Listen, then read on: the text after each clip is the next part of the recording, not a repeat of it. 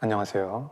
오늘은 피아노 테크닉에서 자주 강조되는 너클의 단단함, 그리고 이 너클의 아치에 대해 이야기 드리겠습니다. 피아노를 배울 때 종종 너클, 아치가 단단해야 한다 라는 말을 많이 듣습니다.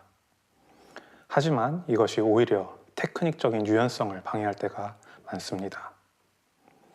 저는 특히 16근음표 이상의 빠른 패시지를 연주할 때 이 너클 아치 구조를 전혀 사용하지 않습니다. 오늘은 그 이유를 물리적인 원리를 통해 설명드리겠습니다. 항상 그렇듯 판단은 여러분이 직접 하시면 됩니다. 너클 아치는 실제로 그렇게 단단하지 않습니다. 이 부분을 이해하기 쉽게 복싱을 예로 들어보겠습니다.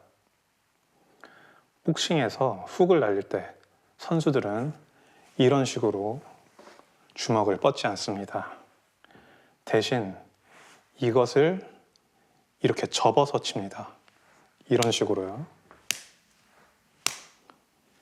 이때 중요한 것은 이 임팩트가 걸리는 각도입니다. 복서들은 팔꿈치를 몸 쪽으로 이렇게 접어서 여기에 충격이 이 팔꿈치에 수직으로 걸리게 만듭니다. 그러면 주먹이 이렇게 맞는 순간 내가 힘을 주지 않아도 이 접혀있는 팔꿈치가 충격을 흡수하면서 팔 전체가 단단해집니다. 이렇게 힘을 빼고 쳐도 아까처럼 이 상태처럼 뒤집히거나 밀리지 않습니다. 물론 팔꿈치를 펴서 이렇게 롱훅을 칠 때도 있습니다. 하지만 이건 단발성 펀치일 때만 가능한 이야기며 그조차도 이 임팩트가 걸리는 정확한 각도가 존재합니다. 피아노도 마찬가지입니다. 손끝이 건반을 타격할 때 이 반작용을 여기에서 이 반작용을 이렇게 수직으로 받아낼 수 있는 이 접히는 관절이 필요합니다. 복싱의 훅처럼 이 접힌 관절이 건반의 컨택 포인트와 수직이 되어야 합니다. 그럼 어떤 관절이 접혔을 때 힘을 주지 않고도 반작용이 자연스럽게 받아지는지 차례로 살펴보도록 하겠습니다. 먼저 2번 마디입니다. 이렇게 2번 마디를 구부려 보겠습니다.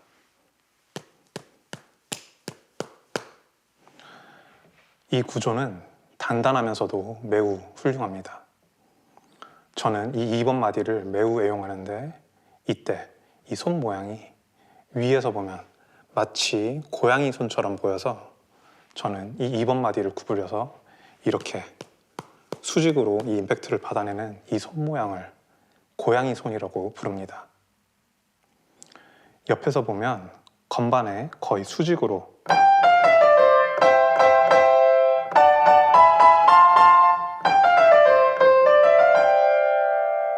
이런 식으로 힘이 전달됩니다. 근육에 힘을 주지 않아도 아주 효율적인 임팩트 각도가 만들어집니다.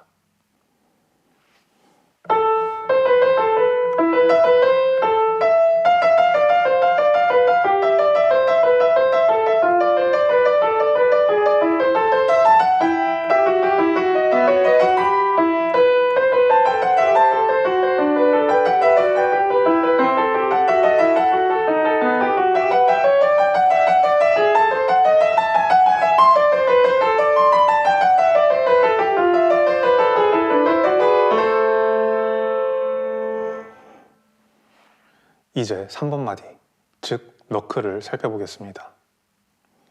너클을 접어서 이렇게 수직으로 임팩트가 가해지게 만들 수는 있습니다. 하지만 피아노를 칠 때는 이렇게 칠 수 없습니다. 그래서 우리는 이런 식으로 아치를 만들려고 배우게 됩니다. 그런데 아치를 만들면 각도가 수직에서 뒤로 이렇게 멀어집니다. 이것은 당연합니다. 모양 자체가 이 아치이기 때문입니다. 그런데 이렇게 치게 되면 임팩트를 수직으로 받지 못해서 이 아치를 유지하려면 이 2번 마디나 아니 이 손목, 여기에 과도한 텐션이 생기게 됩니다. 즉, 이 텐션을 억지로 줘야만 이렇게 뒤집어지지 않고 임팩트를 버틸 수 있습니다. 보시다시피 손목과 2번 마디에 힘을 줘야 합니다. 불필요한 텐션이죠. 이런 상태에서는 빠른 패시지를 연속적으로 움직이기 매우 어려워집니다.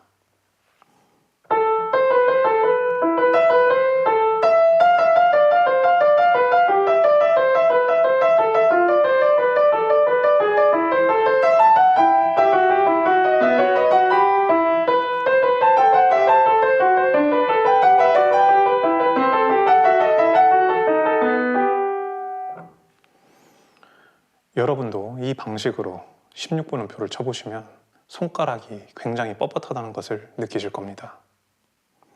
물론 그렇다고 이런 식으로 너클이 뒤집어져서도 안 됩니다. 이것 또한 힘의 전달이 깨지는 각도이기 때문입니다. 그래서 저는 이 너클을 임팩트를 받아내는 주체가 아니라 2번 마디와 이어서 말씀드릴 이 손목을 연결해주는 중간 다리로 생각합니다.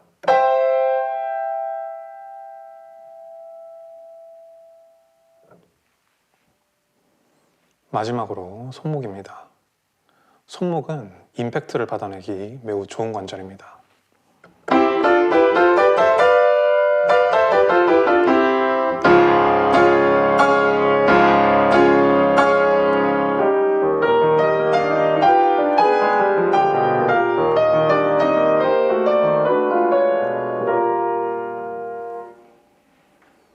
유연하면서도 강력해서 이를 잘 활용하면 아주 빠르게 중심 이동을 하면서 각 음마다 수직적인 임팩트를 만들 수 있습니다. 지금 여러분이 옆에서 육안으로 보셨을 때는 마치 손목이 아닌 이 너클이 임팩트를 수직으로 받아내는 것처럼 보일 수도 있습니다. 하지만 실제로는 둘 다 작용합니다. 그래서 제가 앞서 이 너클을 중간 다리라고 표현한 것입니다. 메인 중심은 현재 이 손목에 있습니다.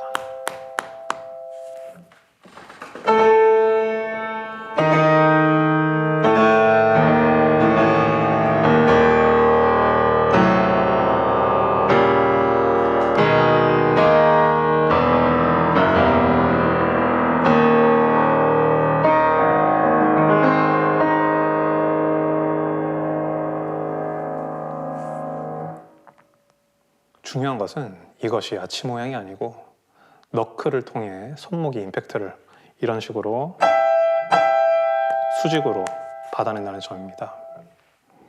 이 주법은 손가락을 더 펼 수 있어서 단단함과 편안함을 동시에 확보할 수 있습니다. 다만 한 가지 단점은 이 각도에선 이런 식으로 손목을 꽤 들어야 해서 엄지와 새끼손가락이 이런 식으로 건반에서 멀어진다는 점입니다. 그래서 음영이 이렇게 좁은 곳이 아닌 아르페지오처럼 넓게 펼쳐진 음영에서 특히 효과적입니다.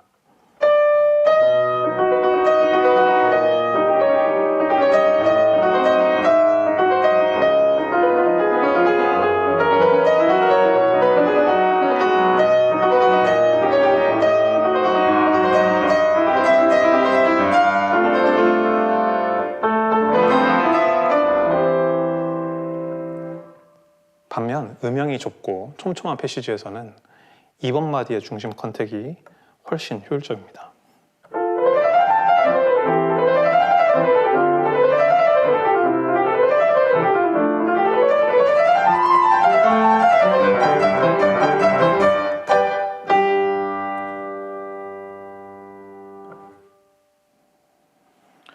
결국 너클 아치는 단단함의 상징처럼 여겨지지만 빠른 패시지에서는 오히려 유연성의 적이 될 수도 있습니다.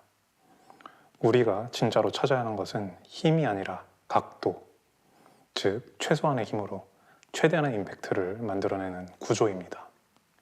근데 아마 어떤 분들은 이렇게 생각하실 수도 있습니다. 아니, 세계적인 피아니스트 중에도 너클 아치를 강조하는 사람이 있던데? 네, 맞습니다. 하지만 제가 확실히 말씀드릴 수 있는 것은 세상에는 명성과 권위에 비해 실제로는 그에 걸맞지 않은 실력을 가진 경우도 꽤 많다는 것입니다. 그 또는 그녀가 아무리 유명하고 최고라고 알려져 있는 사람이더라도요. 중요한 것은 실제 움직임과 소리가 증명해주는 물리적 진실입니다. 그래서 전 여러분들이 라이브 연주를 많이 다녀보면서 진짜 아름다운 소리가 언제, 어떻게 나는지 직접 보는 것을 추천드립니다. 어쨌든 판단은 여러분 각자의 몫입니다. 물론 이 아치가 정말 중요하고 또 좋은 소리를 낼 수 있다고 생각하시는 분들이 계시다면 반론도 언제든 환영합니다. 토론하는 것도 괜찮고 만나서 서로 번갈아 가면서 피아노를 치면서 누구 소리가 더 좋은 소리가 나는지 즉석에서 비교해 보는 것도 전 언제 어디서든 환영입니다. 그러면 오늘 영상은 여기서 마치도록 하겠습니다. 감사합니다.